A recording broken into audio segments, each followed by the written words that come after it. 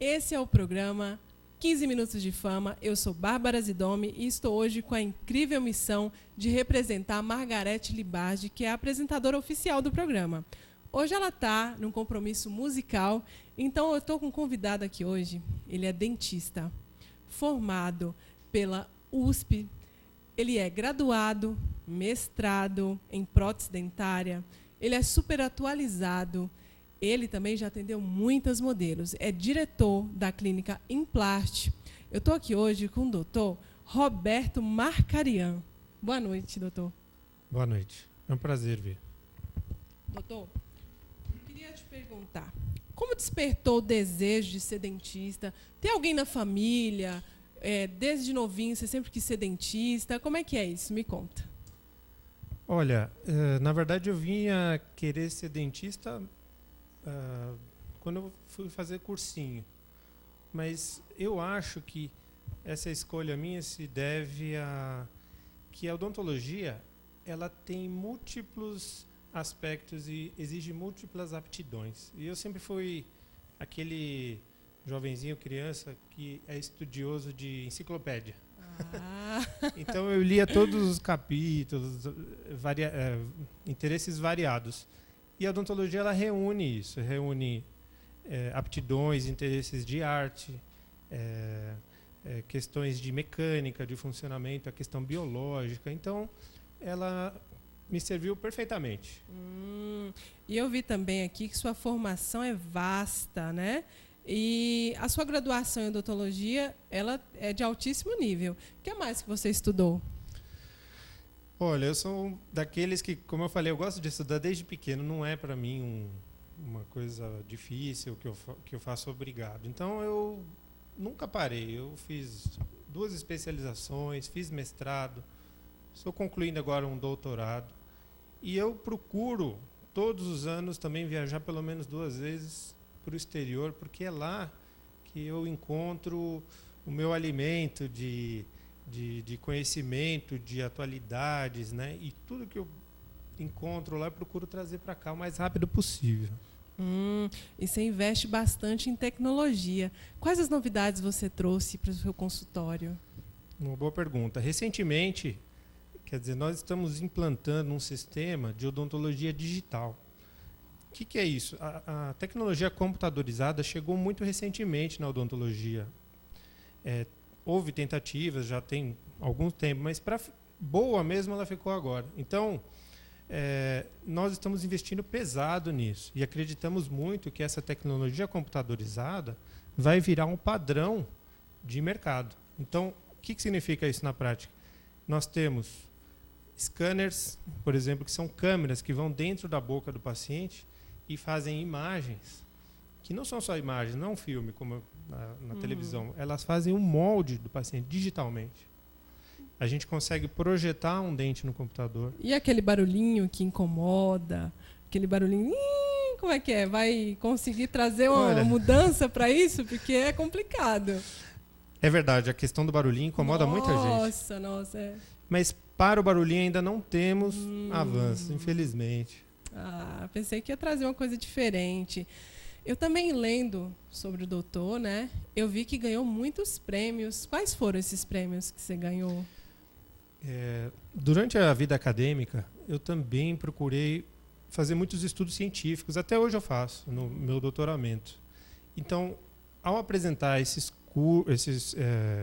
trabalhos, né, mediante bancas de especialistas, ganhei alguns prêmios aqui no Brasil, em reuniões de pesquisa, e fiquei muito feliz, né? Tá.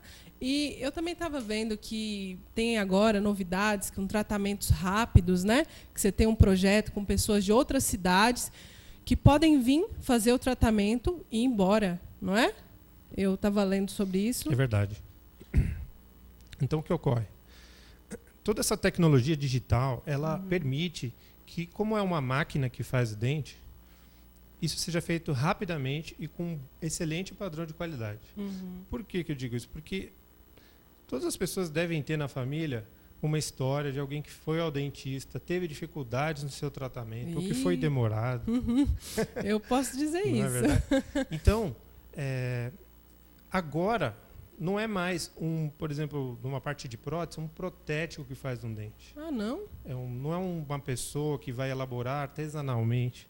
Ele é feito a partir de projetos computadorizados, como uma impressora 3D. Nossa, evolução então, porque hoje em dia todo mundo tem medo de ir ao dentista, tem aquele medo, e acaba que os tratamentos eles são demorados, né? E com essas tecnologias novas agora, então, é coisa mais rápida, não é isso? Sem dúvida. Então, por exemplo, na nossa clínica, neste momento, eu tenho pessoas do Japão, Uau. tenho pessoas dos Estados Unidos fazendo tratamentos. Eles vêm especialmente, fazem os exames conosco. Eu tenho toda a tecnologia de exames, que é tomografia computadorizada, tudo digital. Radiografia digital panorâmica. Então, a gente consegue fechar o diagnóstico do paciente, o planejamento e a execução. E muitas vezes é realmente bem rápido. Nossa, então é interessante saber isso. E as pessoas também que tiverem curiosidades também, pesquisar mais sobre o assunto, né? E ir atrás. Porque eu, por exemplo, como eu tinha te falado antes, eu sempre tive muito receio, né? O barulho me incomoda um pouco. E agora, com essa rapidez, de repente, eu até vá agora ao dentista, né? Sim. Você falou do medo, né? Isso. Então, o medo também é uma constante entre os pacientes, né? Nossa. É normal, então, né? Vou ao dentista, fica postergando a consulta. Então, essas tecnologias ajudam muito. E tem alguns truques também que ajudam os pacientes que têm medo. Por exemplo, em casos extremos, a gente consegue levar o paciente para um hospital, sedar o paciente, ele dorme. E pode fazer com mais conforto.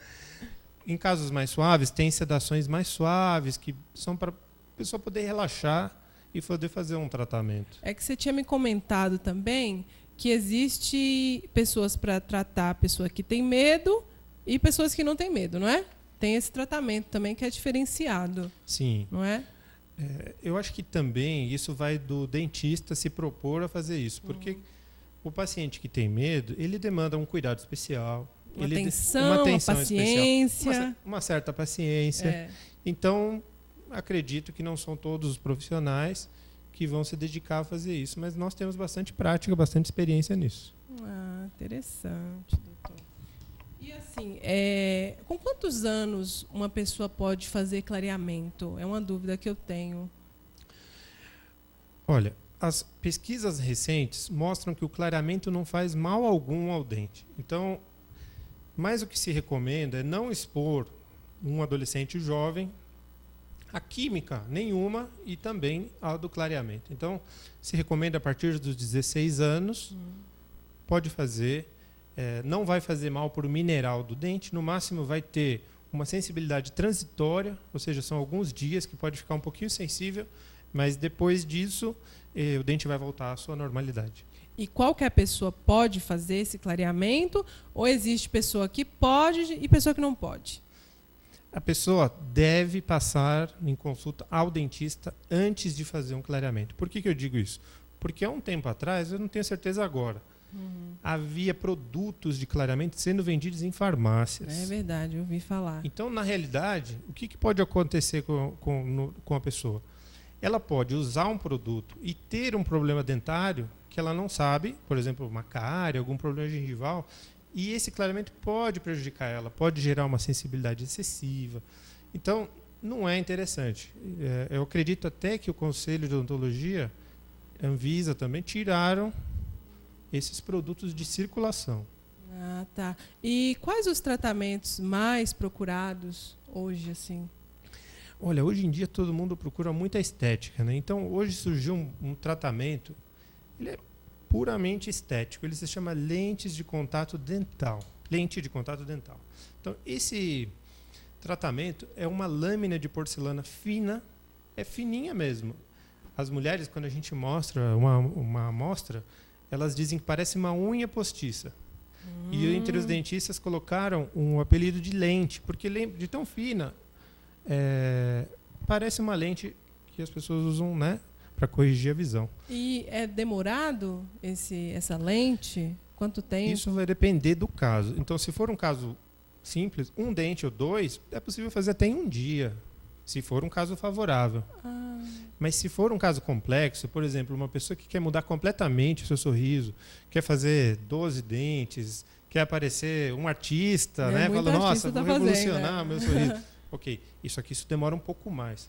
Porque tem que ser feito com planejamento. Se planeja detalhadamente os formatos dos dentes, não é aleatório. A gente vai criando e lapidando esse resultado. Uma arte, né? É uma arte. Aí entra a parte da arte. Que você falou no começo, é verdade. Sim. Ah, tá. Eu tenho muita curiosidade também para saber sobre flúor, que às vezes eu me preocupo bastante. Se tem que estar fazendo, se não precisa fazer. É uma dúvida. Assim. Essa questão do flúor é o seguinte. Nós temos flúor na água. A água da torneira nossa já tem flúor. Nós temos flúor nas pastas de dente. Esse é um flúor em alta concentração e ele é bom. A gente tem que usar essas pastas. Não é necessário suplementar na alimentação. Mas é interessante fazer, durante a limpeza no profissional, também fazer uma aplicação de flúor. Nós fazemos sempre na clínica, como padrão, porque isso vai criar uma camada protetora no dente e vai impedir ou dificultar que se formem cáries. E tem algum tempo para fazer esse tratamento? De 6 em 6 meses, 1 ano? Quanto tempo que tem que ser feito? Olha, eu diria que o flúor nunca vai fazer mal para o dente. Então, mas o que se recomenda é que o paciente volte ao dentista a cada 6 meses. Ele pode fazer a sua limpeza, aliás, deve. Porque as pessoas vão fugindo do dentista, né? Elas fogem e vão só quando surgiu uma dor. Não. Se a pessoa, o paciente, for ao dentista 6 em 6 meses, se houver problemas, vão ser menores do que se ele for só quando tiver a dorzinha. Eu adorei essa conversa, nós vamos voltar sobre flúor, que eu tenho ainda uma dúvida. Eu vou parar agora para as dicas do dia. Para você comprar o livro Profissão Modelo em Busca da Fama, da editora Senac, envie um e-mail para assuntodemodelo@assuntodemodelo.com.br. E se comprar direto do site, o livro ele vai autografado pela autora Margarete Libardi. O publicitário Eric Libardi lançou o Croquant Doces, uma deliciosa mistura gastronômica e cultural. Um doce originalmente descoberto nas charmosas ruas de Nova York. Passou por algumas influências na culinária italiana e aterrissou no Brasil para conquistar o paladar brasileiro. É só entrar no Insta, @crocandoces, e no Facebook, Croquant Doces. O WhatsApp é 11, né, São Paulo, 98420-1694. Também vou falar da Cítara, agenciamento de músicos. Chegou para facilitar as nossas vidas, hein, músicos? Vamos lá. Para facilitar a vida dos contratantes dos músicos. Para saber mais, é só entrar na página oficial do Facebook. Cítara, agenciamento de músicos. E também eu vou agradecer a clínica Della Bella e o cirurgião plástico, Dr. Atílio Della Bella, que me deixa mais bela.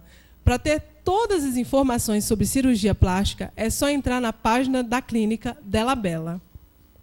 E eu vou voltar agora a conversar aqui com o nosso Dr. Roberto Marcarian. Vamos falar sobre o flúor, porque eu tenho uma dúvida e eu vou te perguntar. Existe pasta de criança com flúor e sem flúor. E eu tenho uma dúvida, assim, por que não pode usar a pasta com flúor para criança até 3 anos? Aí uma pessoa me falou que eu tinha que usar sem flúor para uma menina de 8 anos. Você pode me explicar o que tem nessa pasta com flúor ou sem flúor? Nesse caso, a preocupação do dentista é a seguinte: a criança muito pequena, ela sente um sabor agradável na pasta, e o que ela vai fazer? Vai engolir essa pasta. Se essa pasta for uma pasta que tiver flúor, esse flúor vai ser excessivo na alimentação dela e vai, na verdade, prejudicar a criança. Uhum. Então, por esse motivo que se as pastas infantis não têm flúor. Então não precisa usar sempre essa pasta, né?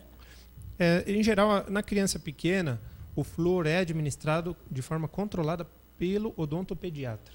A odontopediatria é uma especialidade específica para o atendimento de crianças. E, em geral, eles têm a paciência toda, né, de atender a criança. Tem bichinhos, tem toda aquela aparelhagem para entreter a criança enquanto ela vai fazer o tratamento de uma forma mais agradável. E uma dúvida também, que eu sou a pessoa que tem mais dúvidas, né? Porque se eu for no dentista, eu chegar lá e te falar que eu tenho medo e que eu quero colocar essa lente, mas que eu não quero fazer um tratamento demorado e que você tem todo um jeito, uma evolução lá para eu não ter esse medo. E, por exemplo, você mexe com aparelhos dentários ou é só com a estética mesmo? Porque hoje em dia eu estou vendo os cantores, muitos cantores, jogadores que estão mexendo com o dente aí para ficar bonito. Exatamente. Então, a questão da estética ela é muito importante porque é o nosso visual, né? Para um artista é totalmente determinante até se vai fazer sucesso ou não, se ele está bem, se está clarinho o dente e tudo, né? Então, o aparelho entra nesse contexto também. Nós temos... Tudo junto, né? Tudo junto. Então, a avaliação de estética ela não é só fazer uma porcelana, fazer uma restauração. Ela envolve tudo o que é necessário para uma pessoa ter a estética e também ter a funcionalidade, que é muito importante. Então, por exemplo, eu tive conhecimento recentemente que para cantores é essencial ter todos os dentes. Pode parecer uma coisa óbvia, mas não é, porque existem muitas pessoas que não têm os dentes, alguns dentes, do fundo, pode falar assim, não aparece, vou deixar assim, mas não pode prejudicar. Então tem que colocar esse dente, se não tiver? Sem dúvida. E aí entram recursos de reconstrução, o que a gente chama de reabilitação oral, que são implantes, são próteses, são reconstruções de dentes completos, né? Que são essenciais para a pessoa poder ter uma recuperação da sua mordida. E na sua clínica lá tem muita gente que procura artista? Estão procurando para ficar bonito? Que a estética agora virou moda, né? Que antes ninguém importava muito, mas a saúde agora e a estética está chamando a atenção. Exato. Nós atendemos alguns artistas, pessoas que trabalham como modelos, mas o que mais aparece são pessoas com a foto da modelo, do artista, e fala, eu quero... Ficar assim, né? Eu quero o sorriso de tal artista. E nem sempre a gente consegue, porque não é tão simples. Tal como na cirurgia plástica, ter um corpo como modelo e o médico, reproduzir aquele corpo em outra pessoa. Né? Não dá, né? Não dá para ficar com um sorriso incrível, né? Pode servir de inspiração, mas tem os seus limites técnicos, claro. Tá. E uma dúvida, por exemplo, você conversa muito com seus pacientes e faz perguntas para eles, porque todo mundo fala que vai o dentista, começa a falar com o dentista, abre a boca, o dentista continua falando e a gente não pode falar com ele. Como é que é isso? Aí é sacanagem, né, não? Olha, com o tempo a gente aprende a entender esse idioma. Porque como que a gente vai falar, né? Está com a boca aberta, quer falar, quer conversar com o seu dentista, o dentista continua falando, e aí, como é que faz? A comunicação é por gestos, de forma improvisada. Mas, em geral, depois desse período inicial que quebra o gelo com o paciente, a gente se concentra muito e começa a fazer um procedimento técnico e a gente acaba esquecendo. Tá, vamos por gesto, então, né? Então, é interessante falar também, doutor, quanto tempo que a pessoa tem que estar indo ao dentista. Isso é bom para mim também, que realmente eu fujo do dentista, mas é muito importante a gente não pensar só na estética, e pensar na saúde também, que isso, a boca interfere, os dentes, não é só a beleza, né? Tem que estar tudo bom, não é só estar lindo, sorrindo e não ir no dentista fazer um tratamento dentário. Exatamente. Então, como eu falei, 6 meses. 6 meses. Então, de 6 em 6 meses, todo mundo tem que ir ao dentista. Sim. Né? Existem casos onde a gente pede para o paciente ir com mais frequência, que são os casos onde existem sangramentos gengivais, que podem se tornar complicações mais graves, como doenças periodontais. Nossa. As doenças periodontais são doenças gengivais que vão retraindo a gengiva do dente, pode deixar os dentes amolecidos. O paciente pode vir a perder os dentes. Então, para ter um controle muito detalhado do profissional, para que o paciente não venha ter problemas mais graves, a gente pede até 3 meses, às vezes 4 meses. E mais assim, também hoje em dia ninguém perde mais dente, né? Não está mais perdendo dente, que antigamente tinha problema e arrancava o dente, não era assim? Não tinha esse método que arranca o dente e tá bom. Hoje em dia o dentista ele faz tudo para não perder aquele dente, né? Tem aquele cuidado para não perder o dente. O que você falou é correto parcialmente. Por quê? Porque embora realmente tenha avançado muito as técnicas de prevenção e as técnicas de tratamento, ainda tem uma alta incidência de doenças periodontais, como eu falei agora há pouco. Essas doenças fazem efetivamente que o paciente perca os dentes em uma idade um pouco mais avançada da vida. Tem alguns fatores predisponentes dessas doenças. Mas isso é falta de escovação? Começa sim com uma falta de escovação e falta, quer dizer, às vezes escova, mas a técnica não está correta, então tem que ir para uma orientação. Outra coisa que é determinante para isso, 2 coisas muito importantes. Cigarro faz realmente perder os dentes. Então a pessoa fala, não, eu fumo, não vai acontecer nada. Aquela foto atrás do cigarro, aquilo lá não é verdade, mas é verdade sim. Para o dente é verdade, só que aquilo é lento.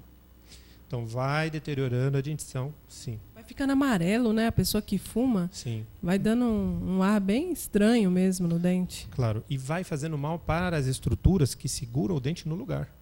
Eu não sabia dessa informação. Interessante, gente, saber disso. Exato. Que é complicado. Então, o fio dental, que muita gente negligencia, após os 35 anos, e ainda com fatores agravantes, como predisposição genética, por exemplo, histórico, né, familiar, o cigarro, diabetes, outras doenças que atrapalham a cicatrização, o paciente perde o dente.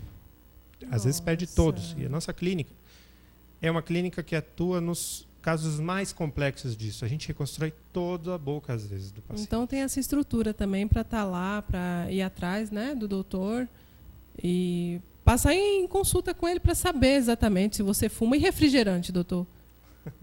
Como é que é isso? Ajuda, estraga também? Vamos imaginar extrapolar para os doces em geral. Não tem problema você comer um doce sempre que você tiver vontade. O que não pode, ainda mais em criança, deixar muitas horas sem escovação. A criança não pode dormir sem escovar o dente. Criança não é 3 vezes ao dia, não. A criança tem que escovar mais. Porque quando você consome o doce, aquele açúcar vai servir de alimento para as bactérias que a gente tem na boca. Esses açúcares, então, vão ser processados e transformados em ácidos. Esses ácidos podem virar cárie. Essas toxinas liberadas pelas bactérias podem virar agravantes da doença gengival. Então, o doce ele faz parte da nossa alimentação. Tem que ser consumido com não excesso, né? E escovação a seguir. O fio dental, ele tem que ser usado sempre? Toda vez que for escovar os dentes, tem que usar o fio dental? Ou só na hora de dormir? Eu diria assim, ó. Dificilmente a gente vai ao restaurante e vai conseguir passar o fio dental em seguida, né? Então, o que pode ser feito é uma vez ao dia, bem passado. E o bem passado não é aquela passada entra e sai. Existe técnica para isso. Até isso, Ela né? tem que entrar até a gengiva. E aí muitas pessoas poderiam falar, nossa, mas isso faz minha gengiva sangrar. Eu já vi casos assim. É totalmente comum. Mas machuca, né? Exato. Só que, na verdade, ele só fez sangrar porque a gengiva já estava inflamada. Ele encostou num tecido que a gente chama de edemaciado. Ele é um tecido inchado. Então, se a pessoa, depois de fazer uma limpeza, conseguir manter a higienização dela corretamente, ela vai passar o fio dental e a gengiva não vai sangrar mais. Se ela sangrar, sinal de alerta. Tem que procurar o dentista. Não pode deixar uma gengiva sangrar. Ih, gente, tá vendo? E o mau hálito? Tem gente que tem um mau hálito e aí você fala, não, é do dente, é do dente. Existe isso? Ou é porque não está escovando direito? Ou porque está dizendo ali que tem uma coisa errada, tem que procurar o profissional? O mau hálito, ele é, na maioria das vezes, um resultante de produtos de bactérias. Então, vamos supor, a bactéria vai consumir o açúcar, o que for o resíduo do nosso alimento que fica no dente, e vai produzir toxinas e aquilo tem um cheiro. Outras coisas que têm cheiro, pus, quando tem inflamação. Então, mau cheiro na boca é um sinal de alerta. Você, por exemplo, vai ter na sua pele, se você tiver um mau cheiro na sua pele, pode ser sinal de uma infecção. Então, na boca é a mesma coisa. Então, a gente tem que ficar alerta. Ir ao dentista tem algum tipo de mau hálito, com certeza. É bom saber disso, né? E agora, doutor, eu vou te dar o espaço aqui para você passar seu contato, agradecer por ter vindo aqui, tirar das dúvidas, que são muitas, dá para ficar falando até amanhã, né? Principalmente eu, que adoro dentista, então eu ia ficar aqui com você mais horas falando. Bom, aqueles que estão assistindo podem, claro, nos procurar à vontade, né? E temos também um espaço que é um blog, que muitas pessoas postam perguntas, temos página no Facebook. Então, a nossa página é www.implart.com.br. Então, temos vasta literatura para os pacientes aprenderem e serem orientados nas nossas páginas de internet. Então tá ótimo. E eu quero agradecer essa incrível missão de apresentadora por um dia, com um especialista do meu lado aqui, com um grande nome, um know-how, um conhecimento maravilhoso, formado pela USP. Eu só tenho a agradecer a vocês. Muito obrigada. Boa noite.